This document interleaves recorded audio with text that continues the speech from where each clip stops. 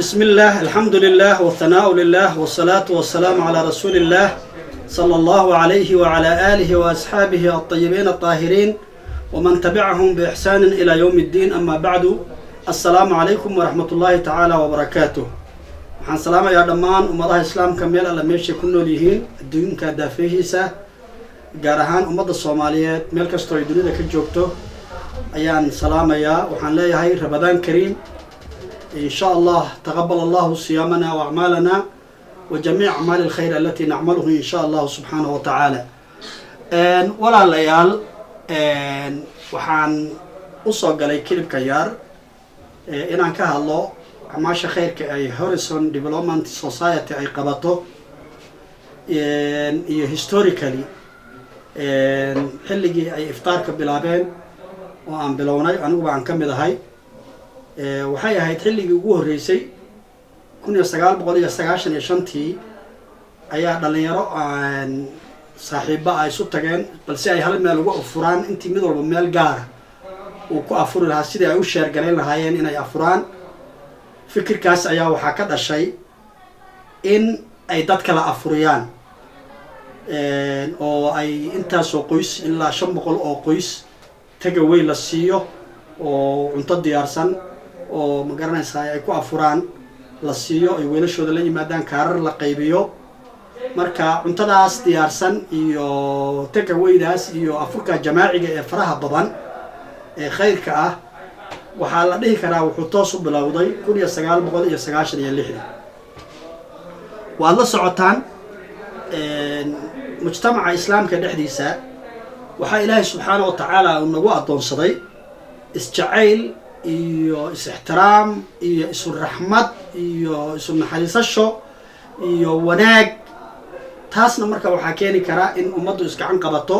oo qofba qofku wuxuu ku dheeryahay. haddaad qof cilmi yar ku dheertahay intaad cilmiga u gudbiso, haddaad qof hanti yar ku dheertahay inaad hantida wax ka siiso, haddii aad qof afurin karto Ramadaan oo adiga khayr uu kugu jiro, ilaan asal ahaan waxa aad leedahay waa wixii aad baxsato ood hormarsato inaad sii baxsato oo aad dadka masaakiinta ka farxiso. dad baa jira sooman oo aan afur haysanin. marka 1996 fikirkii ahaa bal inagu aan wada afurna dhalinyaradeenan asxaabta ah ayaa wuxuu isu bedelay 1996 bal aynu dad kala afurino. ilaan khayr haddaad bilowdo khayrkii wuu sii tarmayaa, wuu sii barakoobayaa ilaahay xaggiisa haddii laga barakeeyo subxaana wa tacaala. ilaahay acmaasheenna ha barakeeye. marka 1996 ayaa waxaa la bilaabay in aan samayno kaarar inaan qaybino oo takeawaydaas bixino. 10ka galabnimo markay gaadho oo salaada casar laga soo baxo ayaa takeawaydaas la bilaabaa ilaa iyo laga adimayo salaada maghrib waa la wadaa. hadba intii ay noqoto dadka kaarar bay wataan si aan meeshii fawdo iyo uga dhicinin. halka kan ayaan ku samaynaa isli especially maxay ahayd juujo gaagaab ayaan ku samaynaa. marka walaalayaal sidaasaa ilaahay subxaana wa tacaala kolley khayrka annaga waxaan iska qaadno mooyaane wixii kalena ummadda islaamka ayaa baxsata oo aan iyagu kalar lahayn, oo muslim waa muslim. marka iyaga ayaa bixiya oo qof walba waxaan u shardinaa in hadduu qof afurinayo 30 beri inuu lacag 12,000 ah oo u dhiganta $120 inuu bixiyo ayaan maaragtay u sheegnaa. marka qofkii khayrkaas ka qayb gelaya dal iyo dibad waa u furan tahay. maaragtay sidaas ayaan hawsha aan ku wadnaa. maaragtay Harrison Development Society ayaana arrintaa tawalinaysa oo maaragtay wadda. marka walaalayaal waad ogtihiin muhiimadda ay leedahay qof muslima inaad afuriso ood quudiso. aad iyo aad bay u khayr badan tahay. axaadiis badan baana ku soo arooray. nabigu calayhi salaatu wasalaam uu leeyahay qofkii qof afuriya waxa weeye labadoodaba ajarkooda lagama nusqaaminayo. ajarkii qofku afuriyey oo in la eg ayaa afurintaa uu afuriyay darteed ayaa ilaahay subxaana wa tacaala uu ku siinayaa waay. marka meesha waxaa ku jira sida uu wariyay Axmed Maxamed من أعظم المحاسن الشريعة الإسلام ما امتازت به عن سائر الأديان من الرحمة والشفقة بالناس جميعا. وحيابها دينتين إنه أي خاص كلتهاي وحكمده وجميع شرائع الأديان أي خاص كلتهاي وحكمده naxariista shafaqada iyo in dadka loo naxariisto oo dadka aada iyo aada loogu turo taas ayaa ka mid ah khayraadka marka waxaa soo hoosgelaya iftaaru saa'im qofka saa'imka oo la afuriyo kaas oo door weyn ku yeelan kara rawaabidda iyo xiriirka ka dhexeeya mujtamaca islaamiga ah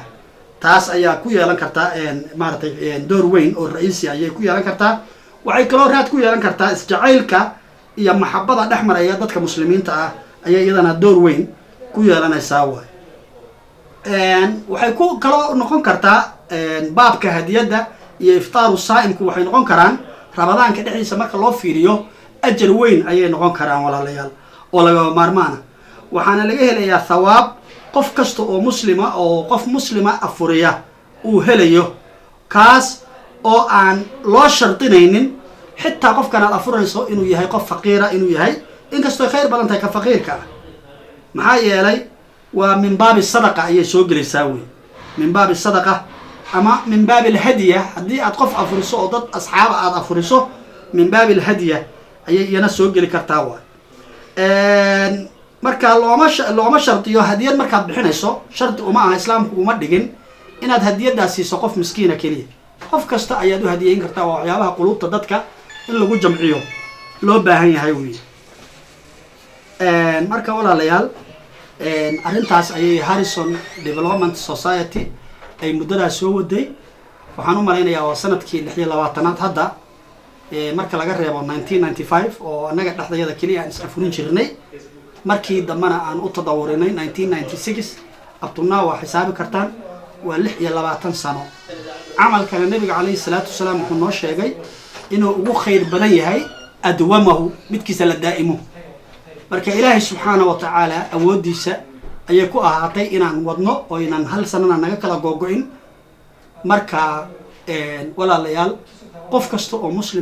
muslimiintu waa jasad keliya ka jasadin waaxid ida ishtaka minhu cudwun tadaaca lahu saa'iru ljasadi bisahri walxuma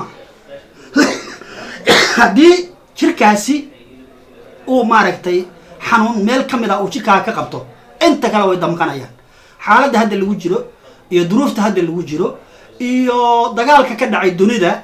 eed ogtihiin Ukraine iyo Ruushkana waxay sii adkaysay noloshii bini aadamka oo dhan ayay complicate ka dhigtay marka qof kasta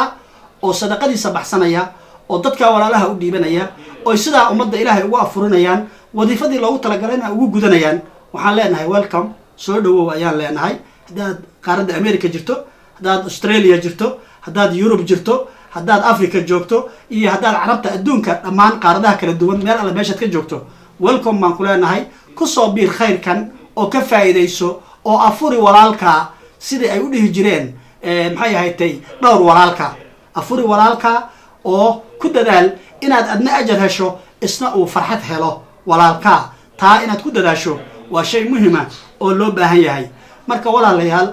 waxaan soo dardaarmaynaa khayrka iyo wanaaga iyo waxa Ilaahay raaliga ka yahay inaan mar walba ku dhaqano oo isku kaashano oo watacaawanu 'ala al-birri wat-taqwa wala tacaawanu 'ala al-ithmi wal-'udwan mar walba birriga iyo cabsida Ilaahay inaan isku kaashano oo intii aynu khayr wada qaban karna aynu wada qabano waa shay muhiim oo diinteena iyo nabigeena iyo islaamkeena inoo dardaarmay waana wax muhiim oo loo baahan yahay inaynu fulino weeye tanna waxay ka mid tahay acmaasha ka midka ah in la isku kaashado birriga iyo ihsaanka iyo khayrka iyo taqwada Ilaahay ayay ka mid tahay walaalayaal marka sidaa daraadeed waxaan u baahanahay qof kasta oo muslima oo raba inuu khayrka ka qayb galo way u furan tahay gacmo furan baan ku soo dhaweynaynaa kaale faa'iideyso afuri walaalka khayrkana ka qayb qaado ayaan leenahay intaas ayaan hadalkaygii koobnaa ee anigoo ka wakiila Harrison Development Society aan jeedinayay ee iftaarka sanadkan hadda aan sameynayno aan ka jeedinayay